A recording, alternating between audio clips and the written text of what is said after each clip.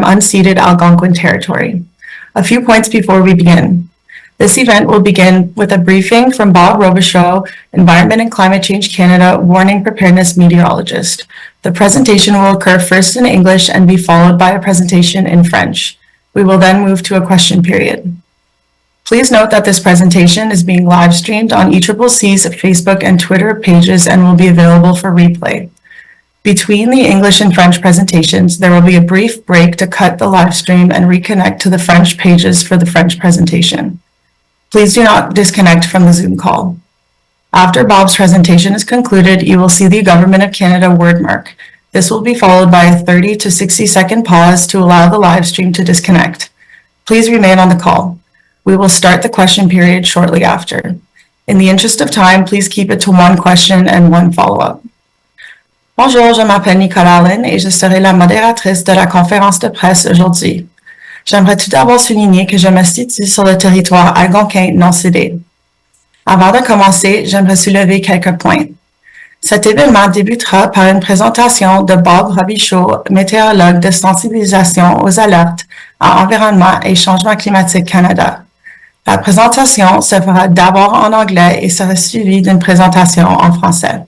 Nous passerons ensuite à une période de questions.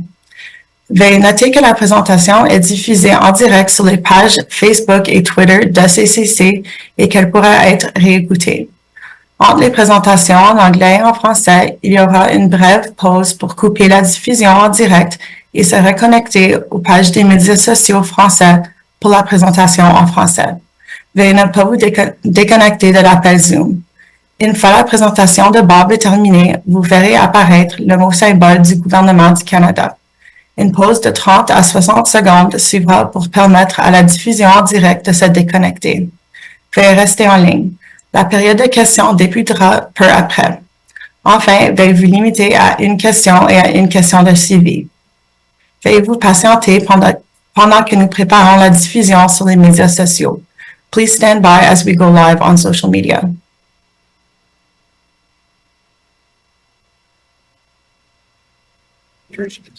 Bob, you may now start your presentation.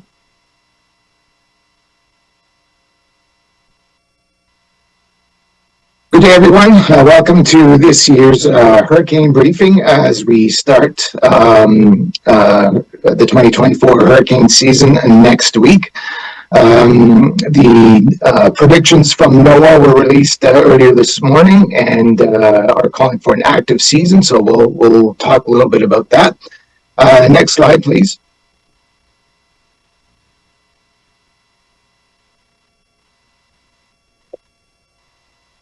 So before I go into talking about this year's outlook, what I often like to do is look back at last year and see what happened in the previous hurricane season. If we look back a year ago, previous slide, please. No, go back to the second slide, please. Yeah. So looking at the predictions for last year, we were calling for 12 to 17 named storms, 5 to 9 hurricanes, and 1 to 4 major hurricanes. What I'll talk a little bit about in a minute here is some of the competing factors that we were looking at last year. Ultimately, what we ended up with was 20 named storms, 7 hurricanes, and 3 major hurricanes. So certainly the numbers that we saw last year were a little bit, in terms of the named storms, were a little bit higher than the May predictions from last year. In terms of hurricanes and major hurricanes, it was right in that expected range from last year. So next slide. So looking at some of the storms that impacted Canadian territory, we had 5, maybe a 6th one that entered our Canadian Hurricane Center response zone. The most impactful storm last year for us here in Canada was definitely Lee, which caused a lot of damage, storm surge damage along the southern coast of Nova Scotia into New Brunswick as well, and quite a number of power outages.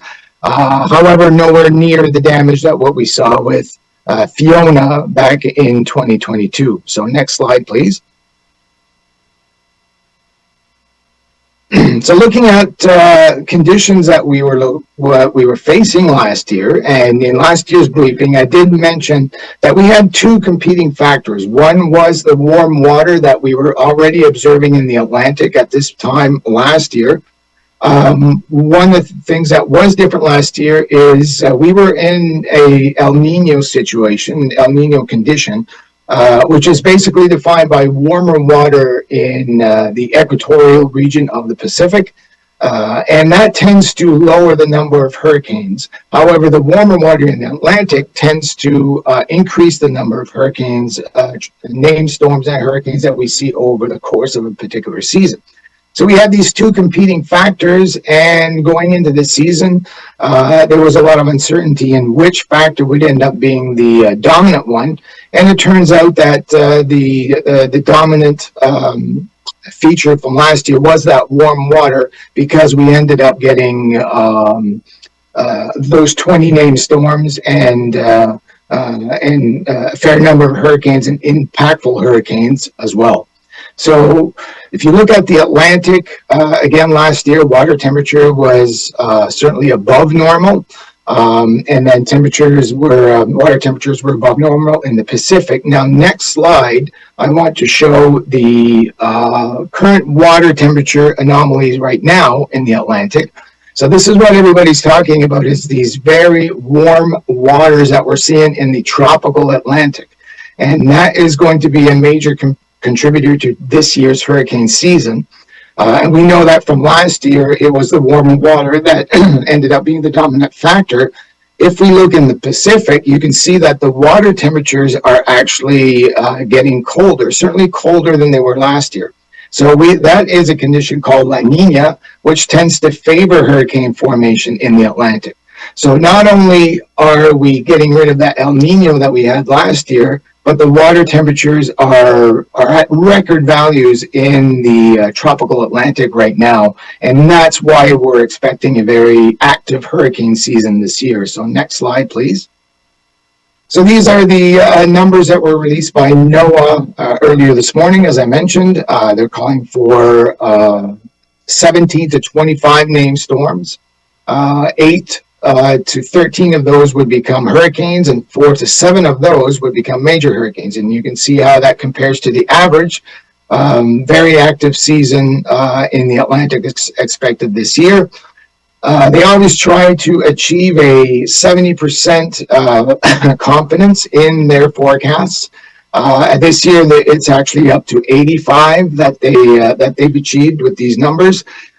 So very, very high confidence level that it will be an active season this year. So next slide. So what does this mean for Canada? Well, the Canadian Hurricane Center has a response zone, and we don't issue necessarily bulletins and track forecasts and intensity forecasts on every storm that's out there. However, we do look at the ones that enter our response zone and issue special bulletins on those to provide information for Canadians on an approaching tropical cyclone. So this is our Canadian Hurricane Center response zone. So next slide. So if we look at the number of storms that enter our CHC response zone compared to the total number of storms in the basin, we typically get about 35% of those storms that form overall in the Atlantic come into our response zone. So if you kind of translate into those numbers that we saw earlier, again, looking at a potentially active season overall in the Atlantic. However, the percentage of those storms, although the average is 35, on any given year, that average can vary wildly. So even though we may be looking at an active season in the entire Atlantic, we just can't say where these storms are going to go at this stage prior to the season, and if any land areas are going to be impacted. So next slide. So again, hurricane season starts June 1st, extends all the way to the end of November. There have been storms in every month of the calendar year, so doesn't mean that if a storm forms outside the traditional hurricane season, that it's something, especially abnormal, because we have seen it before. But certainly the bulk of the activity occurs in the months of August, September, and October. So next slide, please. So finally, this is the names that we will be using this year. So there's already an area that is being watched right now in the Caribbean. There's a low probability of formation. However, if it does become a tropical cyclone, a named storm, or whenever the first named storm happens to be, whether it's this one or some other storm later on, it will be named Alberto and followed by Beryl, Chris, and so on. So these are the list of names that we will be using this year.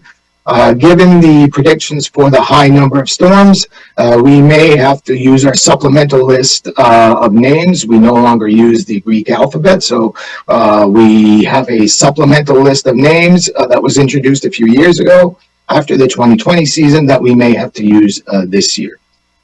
So last slide.